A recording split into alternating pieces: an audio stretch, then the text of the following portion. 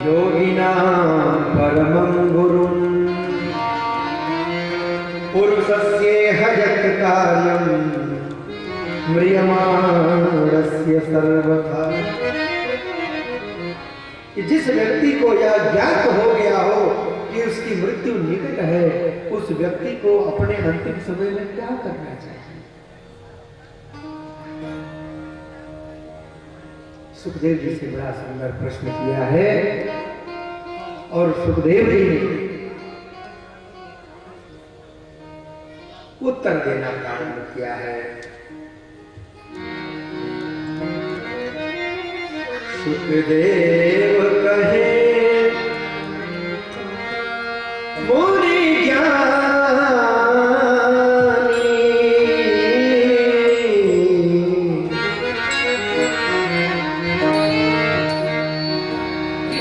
सुखदेव कहे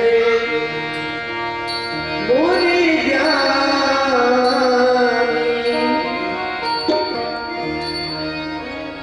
सुन भूप भागवत वाणी, सुन भूप भागवत वाणी।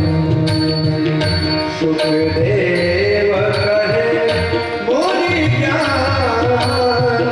सुखदेव कहे मुनि ज्ञानी, सुखदेव कहे मुनि ज्ञानी, सुखदेव कहे मुनि ज्ञानी। सुन भूप भागवत वाणी, सुन भूप भागवत वाणी। सुख दुख अब जीवन मरना, सब अपना करना भरना, सब अपना करना भरना, ओ अपना करना भरना। सुख दुख अब जीवन मरना, सब अपना करना भरना, सब अपना करना भरना। कोई करना किसी की हानि, कोई करना किसी की हानि। सुन भूप भागवत वाणी, सुन भूप भागवत वाणी। सुखदेव मुनि ज्ञानी।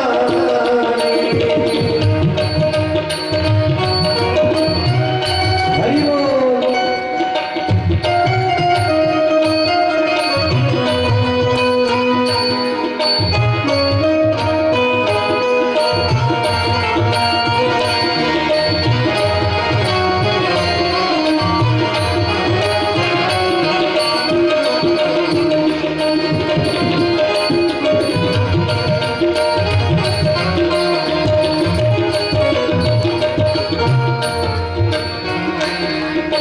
वरीयानि सते प्रश्नः कृतः लोकहितं नृपा। हे राजन परीक्षित, तुमने जो यह प्रश्न किया है, यह प्रश्न तीनों लोगों को पवित्र करने वाला है। वरीयान, ये सभी प्रश्नों में श्रेष्ठ प्रश्न है। और तुमने यह जो प्रश्न किया है, इसके उत्तर से संपूर्ण लोक पवित्र हो जाएंगे। और मानो यह जो तुमने प्रश्न किया है, यह प्रश्न तुमने केवल अपने लिए नहीं किया है, इस प्रश्न को करके तुमने संपूर्ण चराचर जीव पर कृपा की है। निद्रया ह्रियते रक्तम् व्यवायेन च वावयः शिवाचार ते हया राजन कुटुंब भरणेन च। लोग निद्रा में अपने जीवन को समाप्त कर देते हैं। संपूर्ण जीवन काल में लोग आधा जीवन तो शयन करते हैं, बाकी का समय अपने आप को सजाने में, संवारने में, परिवार का पालन करने में लगा देते हैं। लोगों को अपने जीवन को संवारने की, सुधारने की चिंता नहीं होती।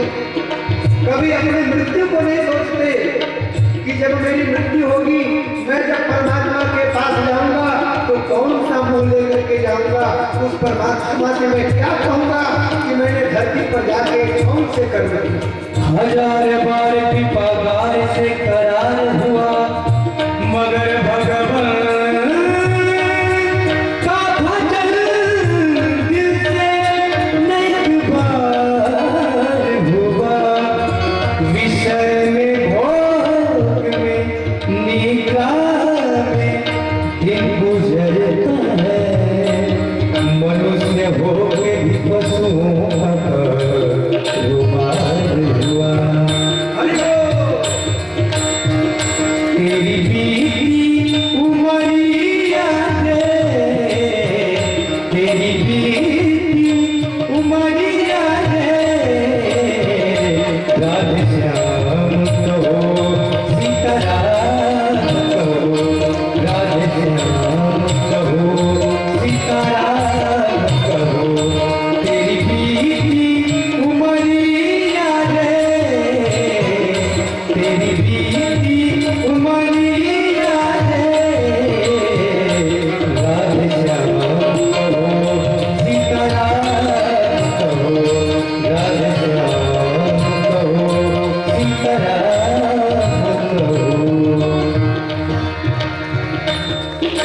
देहापत्य कलत्राणि स्वात्मशैले स्वसत्सभे तेषां प्रमत्तो निधनं पश्यन्नपि न पश्यति। मनुष्य अपने देह, अपनी पत्नी, अपने पुत्र के भरण पोषण में ही अपने जीवन को समाप्त कर देता है और कुटुंब का पालन पोषण करते करते करते करते इतना समर्थ हो जाता है। तेषां प्रमत्तः निधनं पश्यन् अपि, अपने मृत्यु को देखता हुआ भी न पश्यति, अपने मृत्यु को नहीं देख पाता। और मृत्यु अवश्यम भावी है, सबको आती है, आना ही है, कोई इसको टाल नहीं सकता।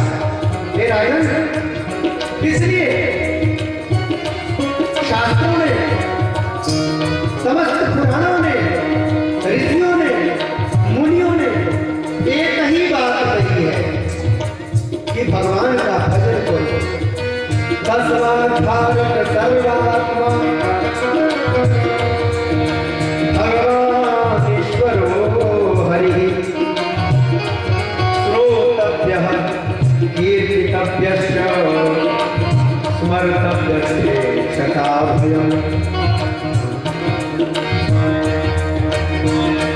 जो व्यक्ति है जान गया कि एक दिन मरना है, उसको जो भगवान सर्वात्मा है, जो ईश्वर है, जो हरि है, उनकी कथा श्रवण करनी चाहिए, कीर्तन करना चाहिए, उन्हीं प्रभु का स्मरण करना चाहिए। दूसरा कोई उपाय नहीं है कि व्यक्ति इस दुस्तर भवसागर को पार कर सके। यह दुस्तर भव जल धारा, बिन भजन न हो निस्तारा, बिन भजन न हो निस्तारा, बिन भजन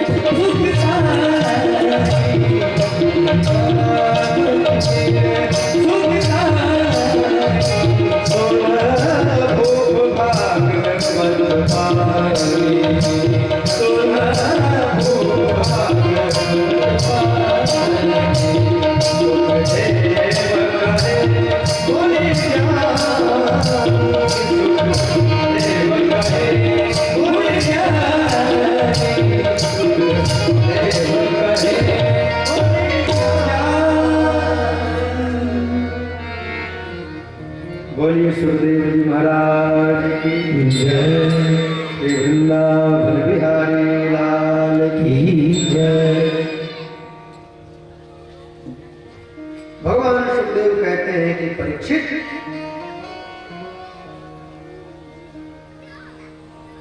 एतत् निर्विद्यनामानामिच्छताम कुतो भयम् योगिनां त्रिपुटिर्वेतं हरे नामानुकीर्तन। योगियों ने सर्वसम्मति से निश्चय कर दिया कि एकमात्र भगवान का कीर्तन करना चाहिए, उनकी कथा श्रवण करनी चाहिए, भगवान का भजन करना चाहिए। ये नाप्य पाए न मन कृष्ण निवेशने, जिस किसी भी प्रकार से मन को ईश्वर में लगाना चाहिए। हे राजन परीक्षित, खट्वांग नाम के राजा ने तो मात्र 2 मुहूर्त में, राजा खट्वांग को पता चल गया कि मेरा अंतिम समय आ गया है, मेरे पास मात्र 2 मुहूर्त बचे हैं, 2 घड़ी बची है। एक घड़ी का मतलब होता है 24 मिनट, 2 घड़ी मतलब 48 मिनट। 48 मिनट में राजा खट्वांग ने भगवान का चिंतन करके अपना कल्याण कर लिया था। और हे राजन परीक्षित, तुम्हारे पास तो 7 दिन बचे हैं, निश्चय ही तुम्हारा कल्याण होगा। ध्यान और धारणा की विधि बताई। यह संपूर्ण विश्व, ऊपर के 7 लोक, नीचे के 7 लोक, भूरलोक, भुवरलोक, स्वरलोक, महरलोक, जनलोक, तपलोक, सत्यलोक, नीचे अतल, वितल, सुतल, महातल, रसातल, पाताल, ऊपर के 7, नीचे के 7, ये जो 14 भुवन हैं, इन 14 भुवनों को भगवान का अंग समझना चाहिए और संपूर्ण जीवों में भगवान का ही दर्शन करना चाहिए। चर अचर सब में वह परमात्मा ही विराजमान है, ऐसी धारणा करनी चाहिए। हर देश में तू, हर देश में तू, तेरा नाम अनेक, तू एक ही है।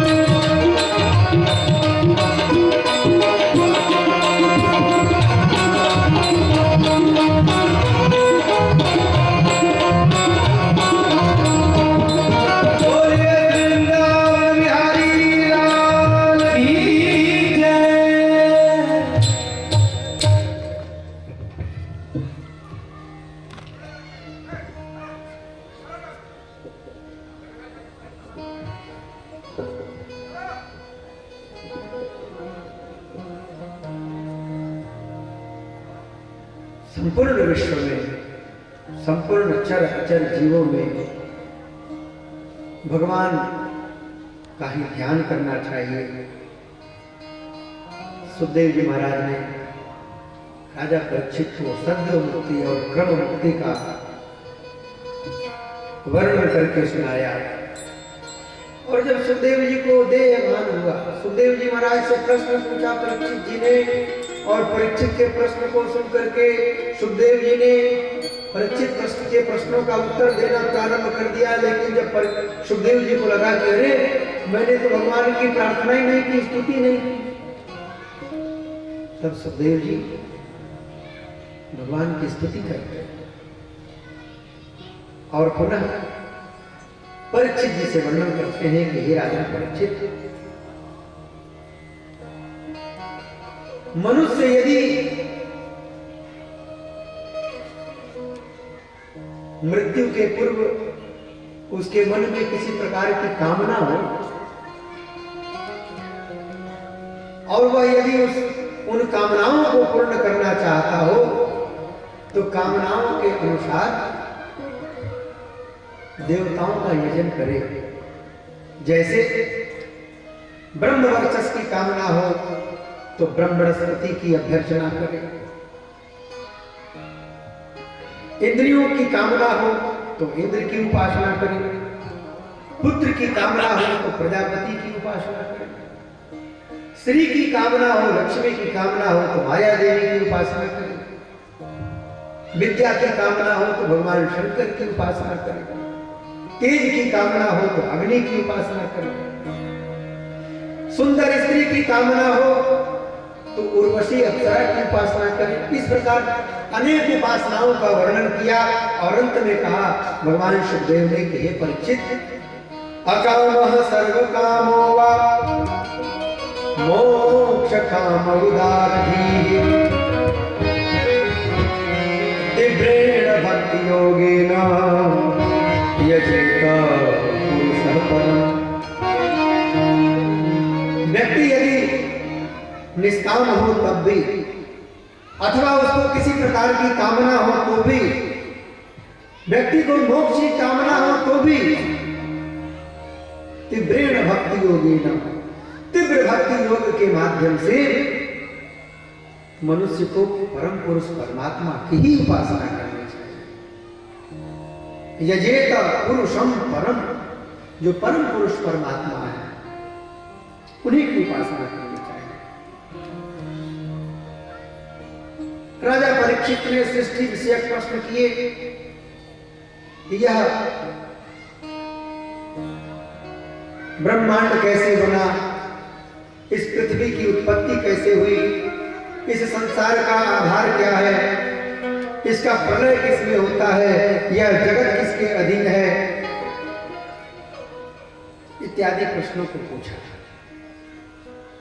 इन प्रश्नों के संबंध में सुखदेव जी महाराज कहते हैं कि हे राजा परीक्षित, आप जो प्रश्न कर रहे हैं यही प्रश्न एक बार श्री नारद जी ने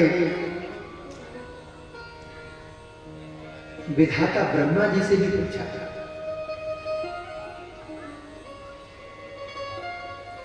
और विधाता ब्रह्मा ने नारद जी से बताया था कि हे पुत्र नारद, इस संपूर्ण विश्व की उत्पत्ति उसी परमात्मा से होती है, वही परमात्मा इस संपूर्ण विश्व का पालन करते हैं और इस संपूर्ण विश्व का लय भी उसी परमात्मा में होता है। और अहम भवान भवश्चैव, मैं, तुम, भगवान शंकर, समस्त प्रजापति, तुम्हारे अग्रज सनकादिक मुनीश्वर, सुर असुर मनुष्य, ये जितने के जितने जीव हैं ये सभी उसी परमात्मा से ही उत्पन्न होते हैं।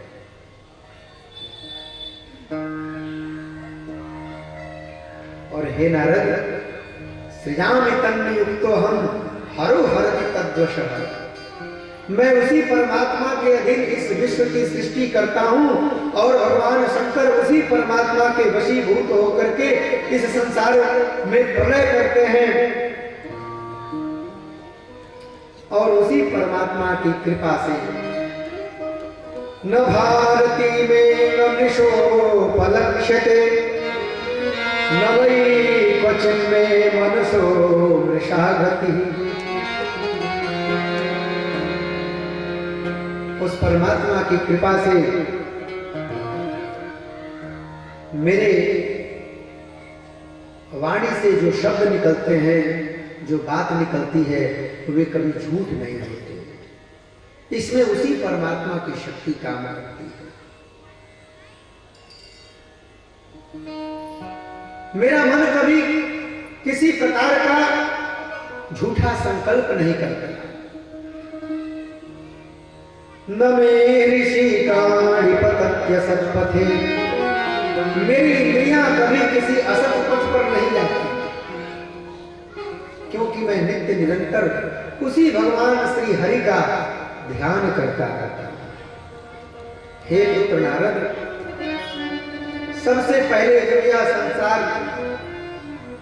नहीं था, लोग नहीं थे, तो एक स्वर्णमय अंड प्रकट हुआ।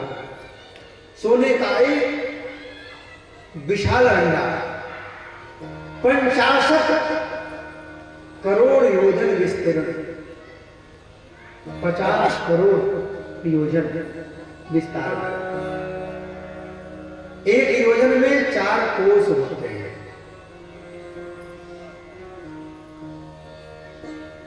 इसका मतलब हुआ कि एक योजन में 12 किलोमीटर होंगे,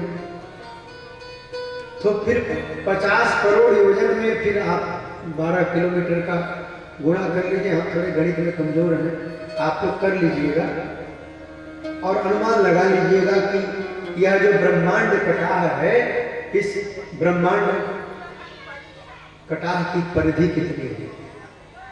50 करोड़ योजन विस्तीर्ण यह ब्रह्मांड है और एक एक रोम माहे कोटि कोटि ब्रह्मांड राजे। भगवान के एक एक रोम में करोड़ों करोड़ों ब्रह्मांड विराजते हैं। ऐसे कितने ब्रह्मांड तैर रहे हैं।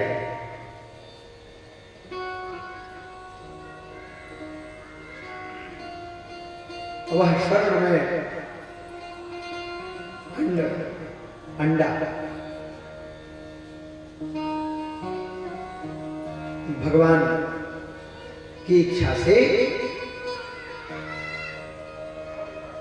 उस अंडे से पैर निकले, हाथ निकले और भी शरीर में जितनी इंद्रियां होती हैं सारी इंद्रियां निकली। इंद्रियों के जो अभिमानी देवता होते हैं वे समस्त देवता उसमें निवास किए। पुनः उस परम पुरुष परमात्मा ने उस शरीर में अपने आप को स्थापित किया। उस शरीर का नाम पड़ा नारायण। बोलिए नारायण भगवान की जय। और उसी नारायण शरीर से, उसी भगवान नारायण के नाभि से एक कमल प्रकट हुआ और उस कमल पर बैठा हुआ मैं प्रकट हुआ। मैंने जब इधर उधर देखा तो मेरे 5 मुख प्रकट हुए। मैं बहुत दिनों तक अपने आप को सोचता रहा कि मैं कौन हूं, पता नहीं चला कि मैं कौन हूं। कमल के नाल को पकड़ करके मैं नीचे की ओर बहुत दिन तक चलता रहा, लेकिन उस कमल दंड का थाह नहीं पा सका। पुनः मैं खिन्न होकर के कमल के ऊपर आकर विराजमान हो गया। तब तक मुझे ओंकार की ध्वनि सुनाई पड़ी और मैंने ओंकार के ध्वनि को सुन करके ओंकार का ध्यान करना प्रारंभ कर दिया। उसके बाद में ध्यान करते करते करते सहस्त्रों वर्ष जब मैंने ध्यान किया तो परम पुरुष परमात्मा स्वयं मेरे समक्ष प्रकट हुए और प्रकट होकर के उन्होंने मुझे अपना दिव्य दर्शन दिया। उन परमात्मा ने मुझे वेदों का ज्ञान दिया और उन्हीं परमात्मा ने मुझे चतुश्लोकी भागवत का उपदेश किया। हे पुत्र नारद, वह चतुश्लोकी भागवत जो समस्त ज्ञान का मूल है, वह चतुश्लोकी भागवत मैं तुम्हें सुनाता। ब्रह्मा जी ने चतुश्लोकी भागवत नारद जी को सुनाया। ज्ञानम परम गुह्यम ते यद विज्ञान समन्वितम सरहस्यम तदंगम च गृहाण कदितम मया। मैं वह दिव्य ज्ञान, वह गुप्त ज्ञान भगवान ने ब्रह्मा जी को दिया। 4 श्लोक हैं और इन 4 श्लोकों में 4 तत्वों का वर्णन है। अहमेवा समेवाग्रे नान्यद यद सद सत्परम पश्चादहं यदेतच्च यो वशिष्ये ततोऽस्म्यहम्। प्रथम श्लोक में ईश्वर का वर्णन है, ब्रह्म तत्व का वर्णन है। भगवान कहते हैं कि हे ब्रह्मा जी, अहमेव आसम। जब यह सृष्टि नहीं थी, कुछ नहीं था, तो अहमेव आसम, केवल मैं ही था और कोई नहीं था। अहमेव आसम। अग्रे जब यह सृष्टि नहीं रहेगी तो आगे भी मैं ही बचूंगा और कुछ नहीं रहेगा। अहमेवा समेवाग्रे नान्यत् सत असत परम। मुझसे परे कोई भी सत और असत वस्तु न थी न होगी। पश्चादहं यदेतच्च यो वशिष्येत सोऽस्म्यहम्। बाद में जो कुछ बचेगा वह मैं ही बचूंगा। पूर्व में जो था वह मैं ही था। यो वशिष्येत सोऽस्म्यहम्। जो अवशिष्ट बचेगा वह मैं ही रहूंगा। दूसरे श्लोक में माया तत्व का वर्णन किया। ऋतेर्थम यत् प्रतीयेत। माया क्या है? माया शब्द में ही माया का अर्थ छुपा हुआ है। 2 अक्षर हैं, एक अक्षर है मां, एक अक्षर है या। मां मतलब नहीं और या मतलब जो। नहीं है जो, फिर भी हमको समझ में आती है कि है, वही माया। वस्तुतः है नहीं, लेकिन हमको लगता है कि है। एक दिन यह दुनिया नहीं रहेगी, हम नहीं रहेंगे। आज से 100 साल पहले हम नहीं थे, लेकिन परमात्मा थे। आज के 50 साल बाद, 60 साल बाद, 80 साल बाद, 100 साल बाद हम नहीं रहेंगे, लेकिन परमात्मा रहेंगे। आदि मध्य अंत हर समय वह परमात्मा विद्यमान है। लेकिन ईश्वर की माया हमें उसका अनुभव नहीं होने देती। बोलिए श्री वृंदावन बिहारी लाल की। एक श्लोक में जगत तत्व का वर्णन किया, पुनः एक श्लोक में जीव तत्व का वर्णन किया। फिर महापुराण का लक्षण बताया। अत्र सर्वो विसर्गस्य स्थानं पोषणभूतयः मन्वन्तरेषां तथा निरोधो मुक्तिराश्रयः। दशमस्य विशुद्ध्यर्थं नवानामिह लक्षणम्। भागवत की कथा है ना, ये कथा बहुत गंभीर हो जाती है। भागवत की कथा, इसमें ऐसी ऐसी बातें हैं ना कि अगर उन बातों को सही सही वर्णन करने लगा जाए तो श्रोताओं को नींद आने लगती है। लेकिन हमारे गुरु जी कहते थे कि भैया भागवत सुनाओ तो या मत सोचो कि कौन सो रहा है कौन जाग रहा है। अरे आजकल के समय में लोग इतने परेशान हैं, इतने परेशान हैं, इतने परेशान हैं कि समस्याओं के कारण, अनेकानेक चिंताओं के कारण लोगों को रात में नींद नहीं आती। लोगों को रात में नींद नहीं आती है, नींद की गोली खानी पड़ती है। और वक्ता की बोली को सुन करके कोई सहन कर ले, कथा में बैठ करके किसी को नींद आने लगे तो भी कथा धन्य हो। जिन लोगों को डॉक्टर की गोली से नींद नहीं आती, उन लोगों को भागवत की बोली से नींद आने लगे, बोलिए कथा धन्य हुई कि नहीं हुई? बोलिए भागवत भगवान की जय।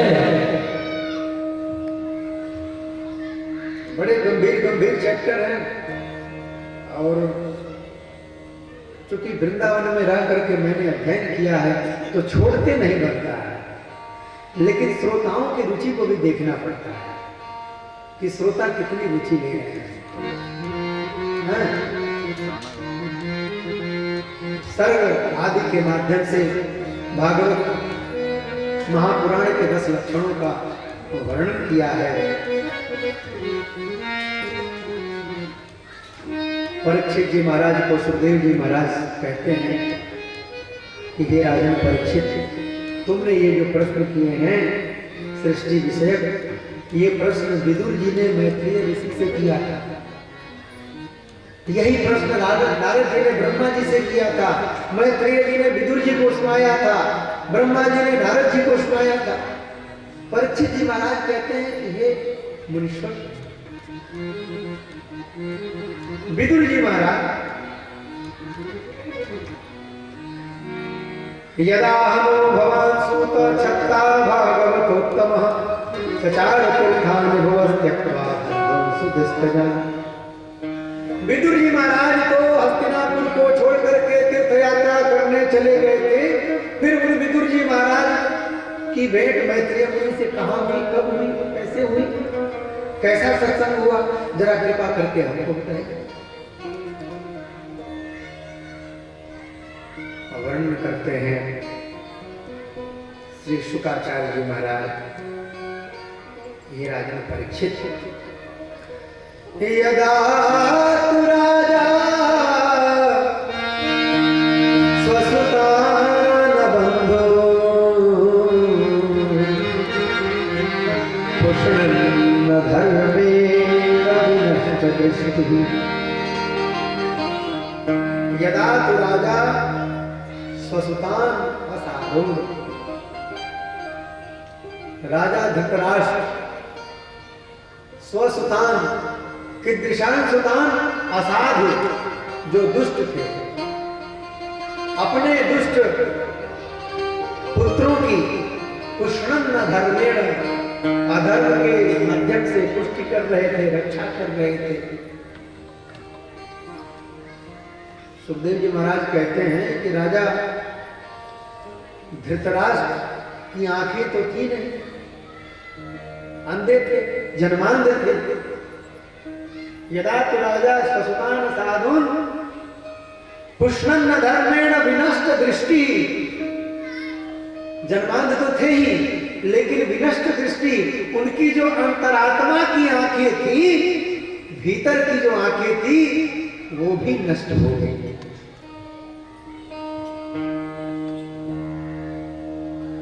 भ्रातुर्यविष्टस्य सुतान विबंधुन प्रवेक्ष्य दाक्षा भवने पदा। और अपने छोटे भाई पांडु के पुत्रों को जब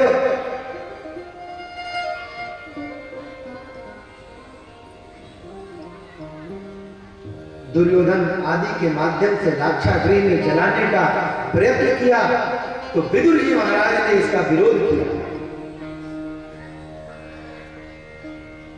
इसका फल यह हुआ कि धृतराष्ट्र के उन्मत्त पुत्र दुर्योधन ने विदुर जी को बहुत भला बुरा कहा और उनको राज्य से निकल जाने के लिए प्रेरित किया।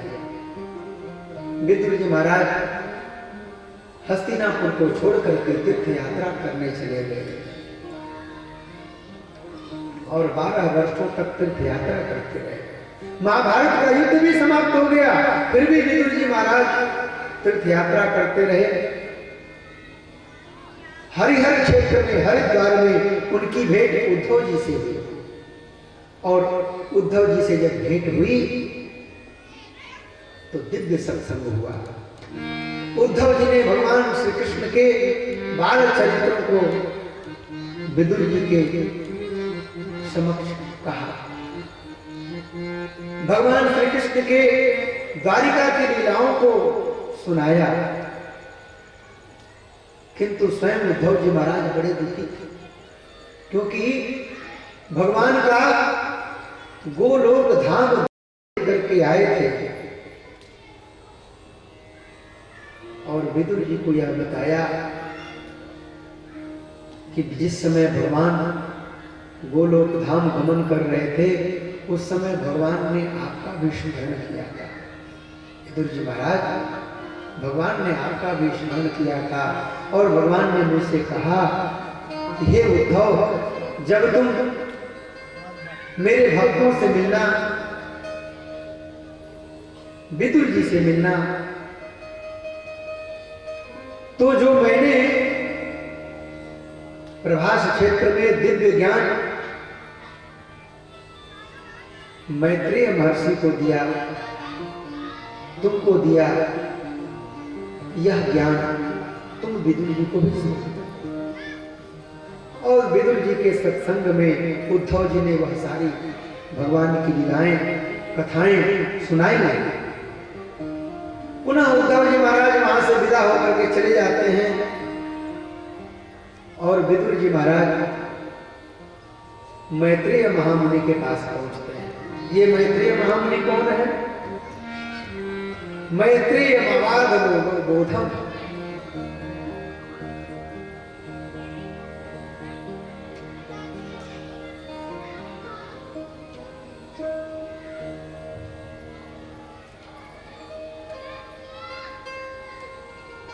द्वारे जुनद्या ऋषभं कुरूणा मैत्रेयमासीनमगाधबोधम्।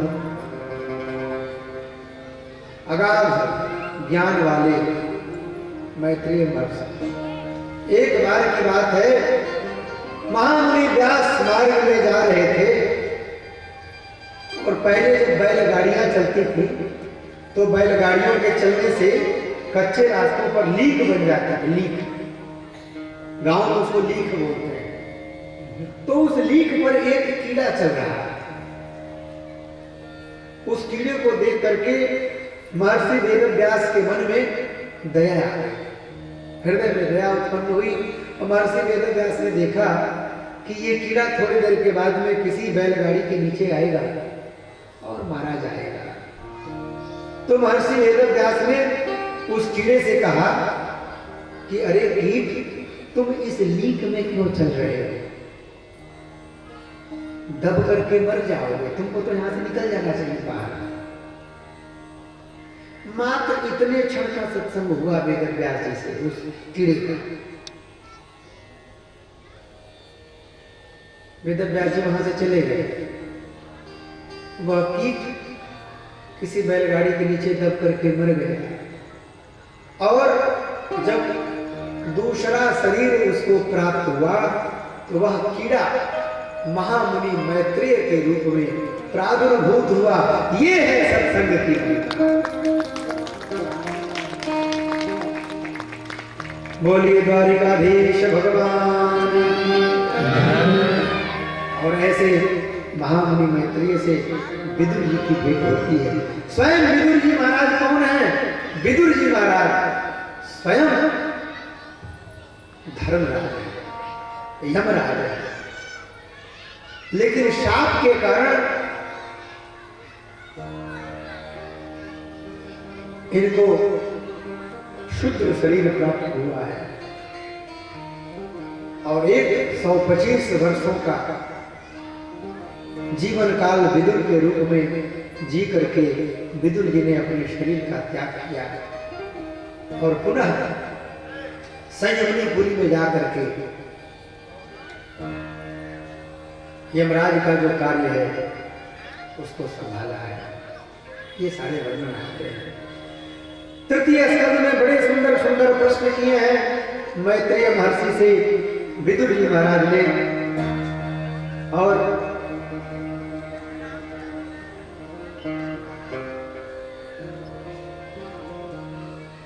महामुनि मैत्रेय सृष्टि की रचना के संबंध में सारी बातें बताते हैं कि किस प्रकार भगवान नारायण के नाभि कमल से ब्रह्मा जी की उत्पत्ति हुई और भगवान श्री ब्रह्मा ने अपने संकल्प शक्ति के माध्यम से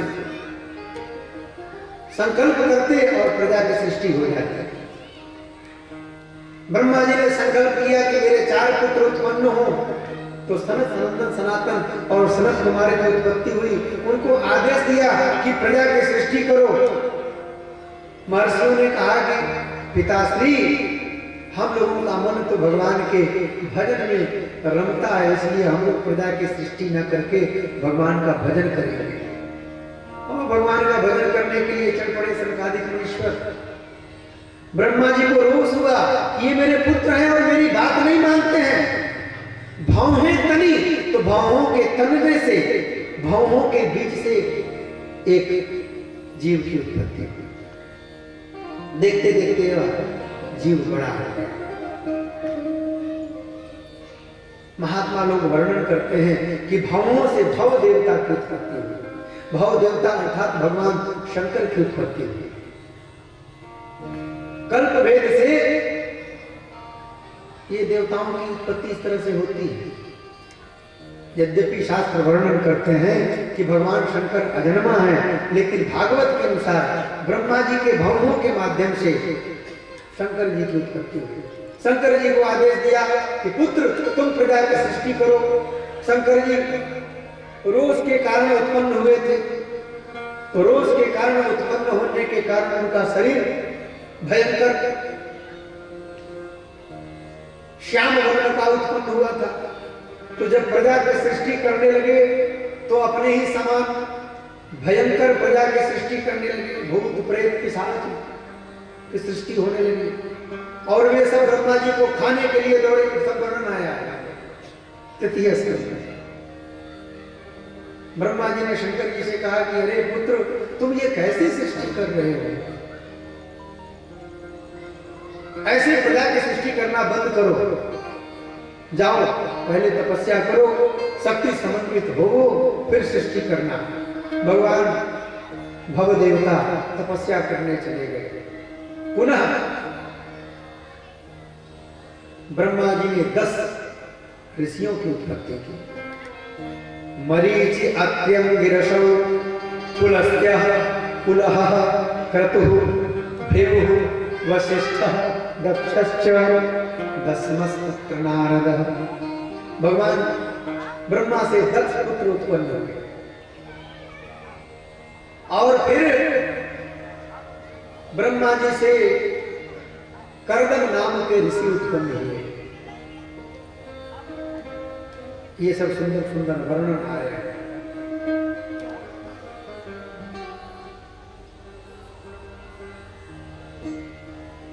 मनु और शतरूपा की रचना। मनु और शतरूपा को ब्रह्मा जी ने आदेश दिया कि अब तुम दोनों मिलकर के मानुषी सृष्टि प्रारंभ करो। मनु जी महाराज, मनु शब्द से मानव शब्द बनता है। हम सब मनु के पुत्र हैं। मनोह जाता मानवा, हम सब मनु की संतान हैं। मनु और शतरूपा ने प्रार्थना किया कि पिताश्री, हम लोग सृष्टि कहां करें? कहा पृथ्वी पर सृष्टि करो। कहा पृथ्वी पर सृष्टि करें, लेकिन पृथ्वी है कहां? कहा पृथ्वी को तो हिरण्याक्ष नामक दैत्य ने समुद्र में छुपा रखा है। उसी समय ब्रह्मा जी के नासा छिद्र से एक छोटा सा जीव प्रकट हुआ और देखते देखते वो विशालकाय सूकर के रूप में परिवर्तित हो गया। बोलिए वाराह भगवान की। भगवान वाराह प्रकट हुए और भगवान वाराह ने पृथ्वी की खोज की।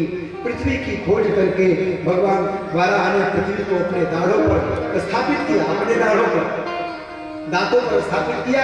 लेकर के चले भयंकर दैत्य हिरण्याक्ष लक्का भगवान वाराह की ओर।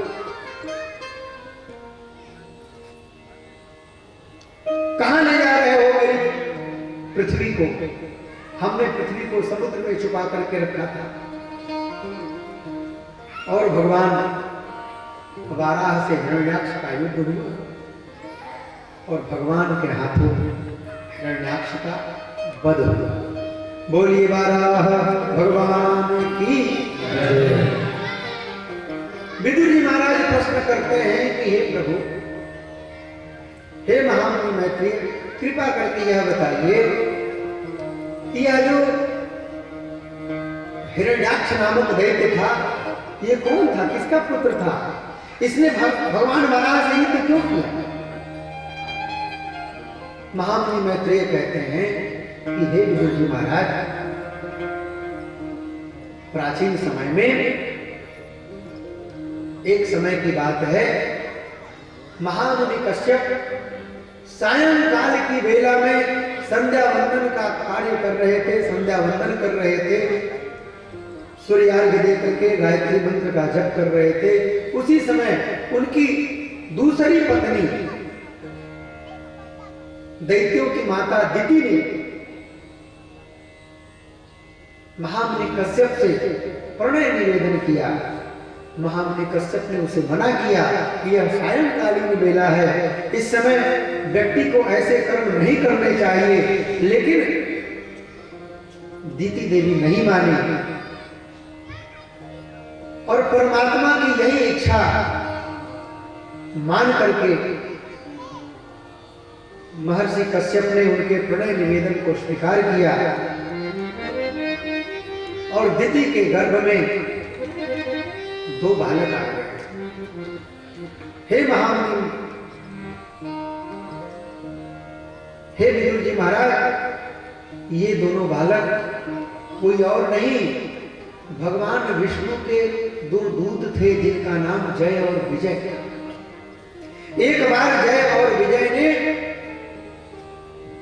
वैकुंठ में सनकादिक मुनीश्वरों का रास्ता रोक लिया था, जिससे कुपित होकर के मुनीश्वरों ने इनको 3 जन्म तक दैत्य होने का श्राप दे दिया था।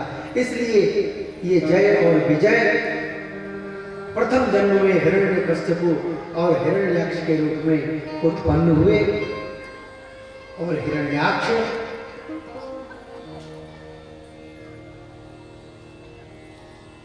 वाराह भगवान से युद्ध करते हुए मारा गया। पुनः वाराह भगवान ने पृथ्वी को अपने आधार शक्ति से समुद्र पर स्थापित किया। मनु और शत्रुपा ने वहां पर प्रजा की सृष्टि की। मनोस्तु तिस्रस कन्या सजग्रीवे आपुत्र देवहूतिश्च प्रसूतिरिति विश्रुता। मनु ने 3 कन्याओं को जन्म दिया। प्रथम कन्या का नाम आकुति, दूसरी कन्या का नाम देवहूति और तीसरी कन्या का नाम प्रसूति था। प्रथम कन्या आकुति का विवाह रुचि नामक प्रजापति से हुआ। द्वितीय कन्या देवहूति का विवाह कर्दम नामक ऋषि से हुआ, जो ब्रह्मा जी के छाया से उत्पन्न हुए थे। और इन्हीं कर्दम जी महाराज की पत्नी देवहूति के गर्भ से 9 कन्याओं की उत्पत्ति हुई, जो हम लोग सती अनुसुईया माता को जानते हैं, वशिष्ठ की पत्नी अरुंधति को जानते हैं, महामुनि मरीचि की पत्नी कला को जानते हैं। ये सब कर्दम ऋषि की पुत्रियां हैं। और बाद में इन्हीं कर्दम ऋषि के घर में भगवान कपिल का प्राकट्य हुआ। बोलिए कपिल जी महाराज की जय। भगवान कपिल परमात्मा के ज्ञान अवतार है। माता देवहूति के प्रार्थना करने पर भगवान कपिल ने सांख्य शास्त्र का उपदेश किया माता देवहूति को। बड़ा सुंदर उपदेश किया है।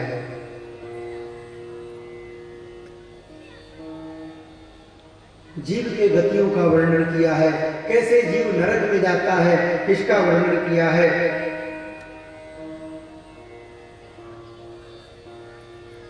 यह भी वर्णन किया है कि हे माता देवहूति, स्वर्ग और नरक कहीं और नहीं है, इसी इसी धरती पर है। अत्रैव सर्वो नरकः इति माता प्रचक्षते या यातना वै नारत्यास्ता यहा विपलक्षिता। जो यातनाएं नरक में व्यक्ति को भोगनी पड़ती हैं वो यातनाएं इस धरती पर भी प्राप्त होती हैं, लेकिन मनुष्य के कर्म पर निर्भर करता है कि वह कर्म कैसा करता है। सत्कर्म करने वाला व्यक्ति स्वर्ग लोक की प्राप्ति करता है और पाप करने वाला व्यक्ति नरक लोक की प्राप्ति करता है और नरक लोक के भोग यहीं पर उसको प्राप्त हो जाते हैं। प्रारंभ में तो जीव जब गर्भ में होता है तो वह परमात्मा से प्रार्थना करता है कि हे प्रभु, मैं गर्भ में हूँ, गर्भवास अति त्रास दुसह दुख, मैं गर्भ के त्रास को भोग रहा हूँ, आप कृपा करके मुझे बाहर निकालिए। अब मैं जब गर्भ से बाहर आऊंगा तो मैं आपके भजन में लगूंगा, आपका ध्यान करूंगा, आपका ही चिंतन करूंगा। लेकिन जीव का स्वभाव है कि भूमि परतभा ढाबर पानी जब जीव ही माया लपटानी। जिस प्रकार बारिश की बूंदें ऊपर से आती हैं तो एकदम स्वच्छ रहती हैं, लेकिन जमीन पर पड़ते ही वह बूंदें गंदी हो जाती हैं मिट्टी में मिल करके। उसी प्रकार जीव गर्भ से बाहर निकलते ही परमात्मा को भूल जाता है और माया में लिपट करके पुनः भगवान को भूल करके नाना प्रकार के कर्मों में लगा रहता है और ईश्वर को भूला रहता है। इसलिए उसको नारकीय यातनाओं को भोगना पड़ता है। बड़े सुंदर सुंदर वर्णन किए हैं। मुनि कपिल गहे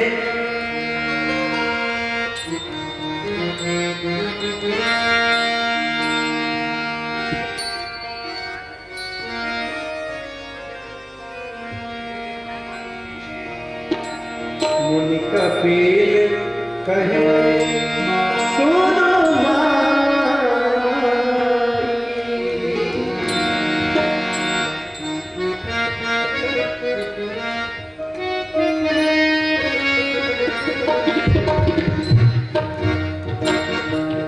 मुनि कपिल कहे सुनो मुनि कपिल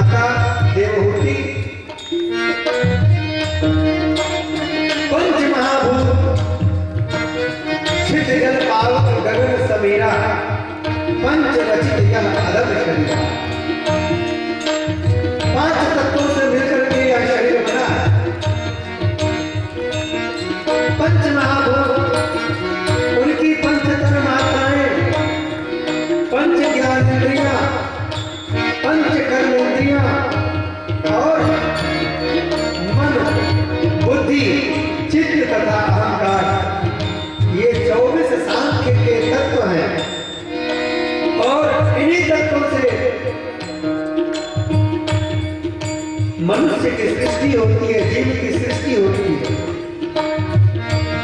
एक जो स्थूल शरीर है, वह स्थूल शरीर तो पंच महाभूतों से बना है, लेकिन जो भीतर का सूक्ष्म शरीर है, जो पंच तन्मात्राओं के द्वारा पंच ज्ञानेंद्रियों, पंच कर्मेंद्रियों, मन बुद्धि चित्त और अहंकार के द्वारा शासित है, इन सबको मिलाकर के सांख्य तत्व कहा जाता है। ये सांख्य के 24 तत्व हैं, जिन्हें प्रकृति भी कहा जाता है। लेकिन इस प्रकृति में जब परमात्मा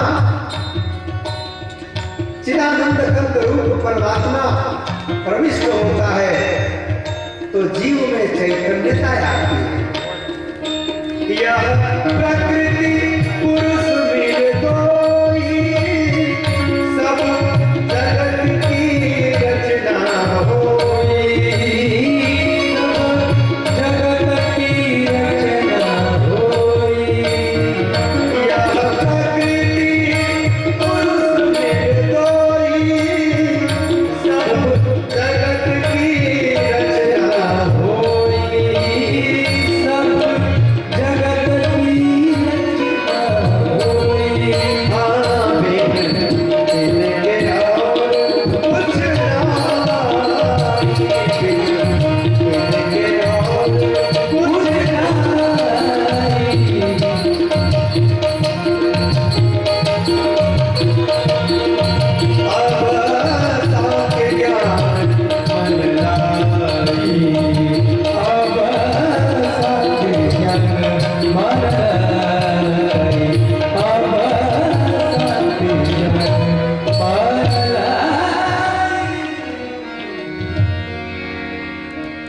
प्रकृति और पुरुष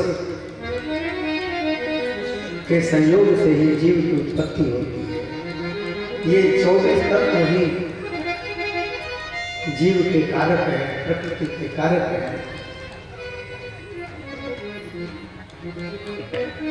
भगवान कपिल परमात्मा के ही ज्ञानावतार है। भगवान वेदव्यास भी परमात्मा के ज्ञानावतार है। अपनी माता देवहूति को सांख्य शास्त्र का उपदेश करते हैं। पुनः माता से विदा लेकर के कपिल जी महाराज गंगा सागर के लिए प्रस्थान करते हैं। माता देवहूति प्रकृति और पुरुष का विवेक करते हुए, परमात्मा का ध्यान करते हुए अपने शरीर को परमात्मा में विलीन कर देती हैं। चतुर्थ स्कंद में भगवान शंकर का वर्णन है कि दक्ष से किस प्रकार मनोन्मालिन्य हुआ। महामुनि मैत्रेय वर्णन करते हैं कि हे विदुर जी महाराज, वस्तुतः भगवान शिव, ब्रह्मा जी और भगवान विष्णु, इन तीनों में कोई अंतर नहीं है, लेकिन कार्य की दृष्टि से इनके भेद का पता चलता है।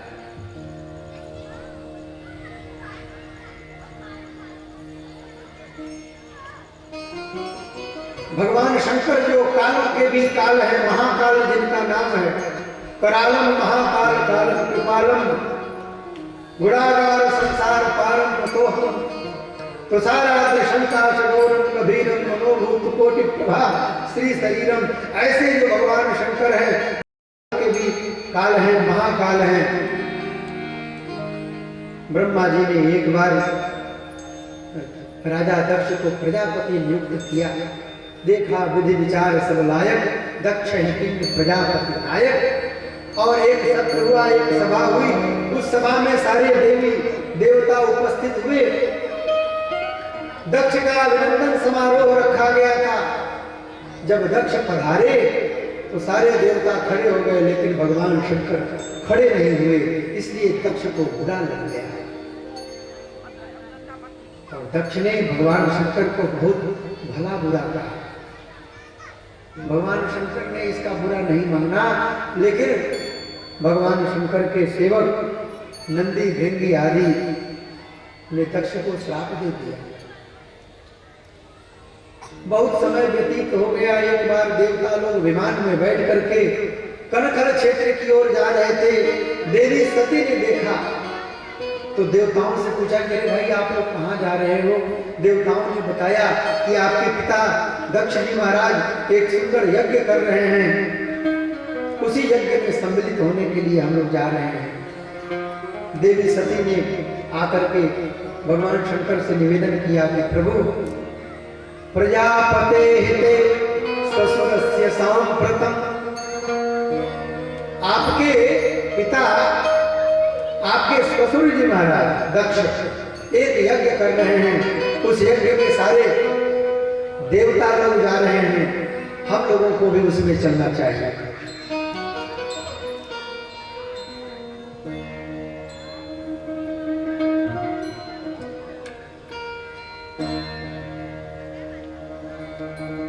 सती जी ने प्रार्थना की भगवान शंकर से।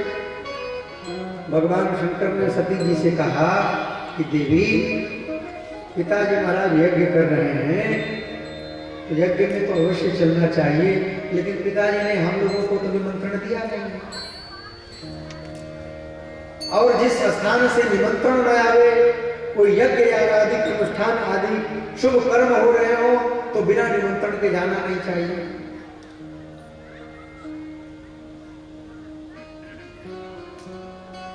और भगवती सती को भगवान शंकर समझाते हैं कि देवी, एक बार ऐसी घटना घटित हुई थी, आपके पिता के अभिनंदन का समारोह रखा गया था और उसमें आपके पिताजी मुझसे बुरा मान गए और तब से वे मुझसे द्वेष करते हैं। इसी कारण से उन्होंने हम लोगों को निमंत्रण नहीं दिया, और ऐसी स्थिति में यदि हम लोग जाएंगे तो हम लोगों का जाना उचित नहीं। फिर भी सती देवी भगवान शंकर से प्रार्थना करने लगी, यदि आप नहीं जाएंगे तो मुझे जाने की आज्ञा दीजिए। भगवान शंकर ने अपने गणों के साथ भगवती सती को विदा किया। भगवती सती दक्ष के यज्ञ में गई, लेकिन दक्ष ने भगवती सती अपनी पुत्री का अभिनंदन नहीं किया।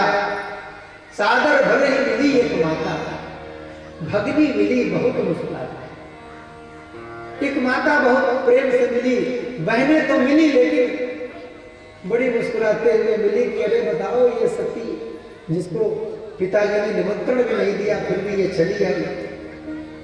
तिरस्कार किया। दक्ष ने भी अपनी पुत्री का तिरस्कार किया। यज्ञ मंडप में जाकर के भगवती सती ने देखा कि मेरे पति के लिए कोई आसन नहीं है। भगवान विष्णु भी उपस्थित नहीं हुए हैं, भगवान शंकर भी उपस्थित नहीं हुए हैं। भगवती सती ने दक्ष को खूब कोसा है, आप मेरे पति जो विश्वेश्वर हैं, विश्व आत्मा हैं, विश्वनाथ हैं, जो त्रैलोक के गुरु हैं, उनसे द्वेष करते हैं। अगर मैं यहाँ से लौट करके अपने पति के घर में जाऊंगी तो वे मुझे दाक्षायणी दाक्षायणी कह करके संबोधित करेंगे, उसमें आपके नाम का बोध होगा, मेरा मजाक उड़ाया जाएगा। अतः मैं यह शरीर लेकर के अपने पति के घर नहीं जाऊंगी। भगवती सती वहीं पर समाधि में जाकर के अपने शरीर को योगाग्नि के द्वारा भस्म कर देती हैं। मरते मरते सती ने भगवान से वरदान मांगा कि हे प्रभु, हे परमेश्वर, मुझे यदि अगला जन्म प्राप्त हो तो अगले जन्म में मैं अपने पति शंकर जी को ही पति के रूप में प्राप्त करूं। और सती ने अपने शरीर को भस्म किया।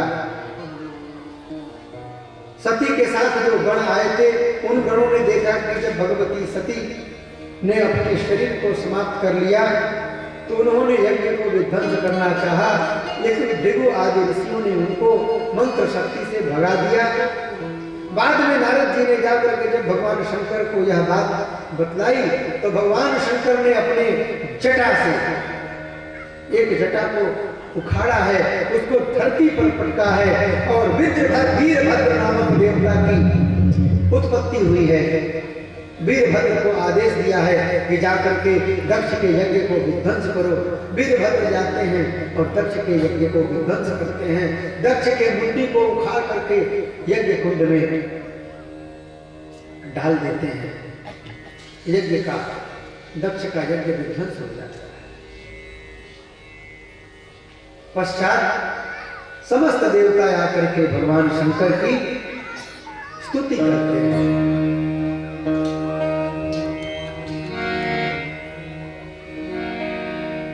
शंकर शिव भोला रे, शंकर शिव हर भोला रे, शंकर शिव हर भोला रे, शंकर शिव भोला रे, शंकर शिव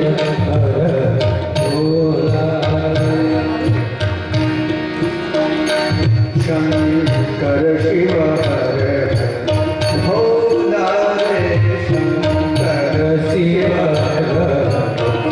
भोला रे, शंकर शिव भोला रे, शंकर शिव भोला रे, शंकर शिव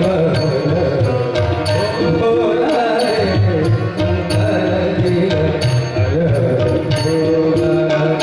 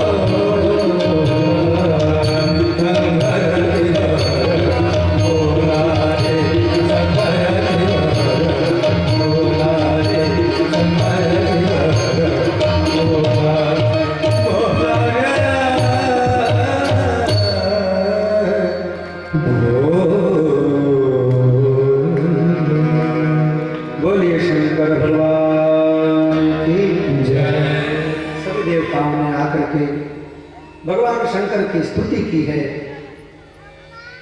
सभी देवताओं ने निवेदन किया है, ब्रह्मा जी प्रकट हुए हैं, निवेदन किया है कि दक्ष के यज्ञ को पूर्ण किया जाए। भगवान शंकर कनखल क्षेत्र में पहुंच करके दक्ष के यज्ञ को पूर्ण करते हैं। दक्ष को बकरे की मुंडी लगाई जाती है। बकरे की मुंडी प्राप्त करके दक्ष भगवान शंकर की स्तुति करते हैं। सब सुंदर कथाएं आती हैं। आज समय भी हो गया है, कथा को आगे बढ़ाएं कि आज यही विश्राम दें? विश्राम दें? आज यही विश्राम देते हैं। हाँ, बहुत अच्छे। लेकिन कल मन बना करके आइएगा, हो सकता है कल आधे घंटे कथा बढ़ जाए, क्योंकि कल भगवान श्री कृष्ण के प्राकट्य का भी उत्सव होना है। तो भगवान श्री कृष्ण है, वो तो फिर अपने मर्जी से प्रकट होते हैं। हाँ? बड़ी देर भई नंदलाला, तेरी राह तके ब्रिज वाला। तो भगवान अपने हिसाब से आएंगे, तो हो सकता है थोड़ा विलंब हो जाए, इसलिए कल मन बना करके आइएगा कि अगर थोड़ा बहुत देर हो जाए तो कोई बात नहीं है। आज कथा को यही विराम दें। उससे पूर्व आइए 2 बार भगवान नाम संकीर्तन करते हैं।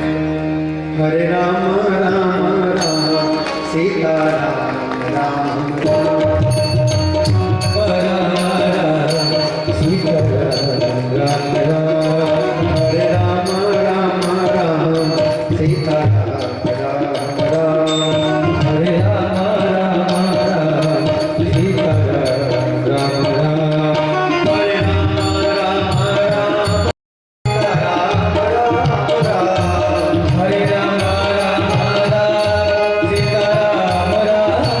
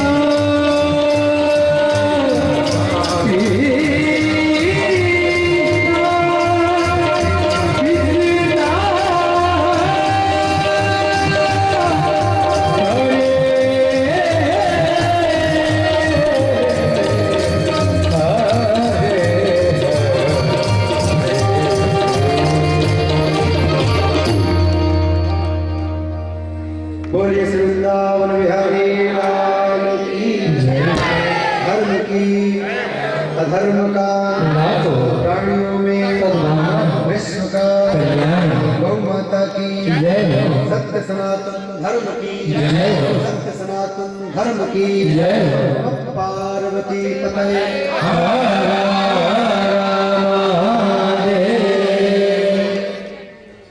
नानासुगन्धिपुष्पाणि ऋतुकालोद्भवानि च पुष्पाञ्जलिर्मया दत्तो विहार परमेश्वर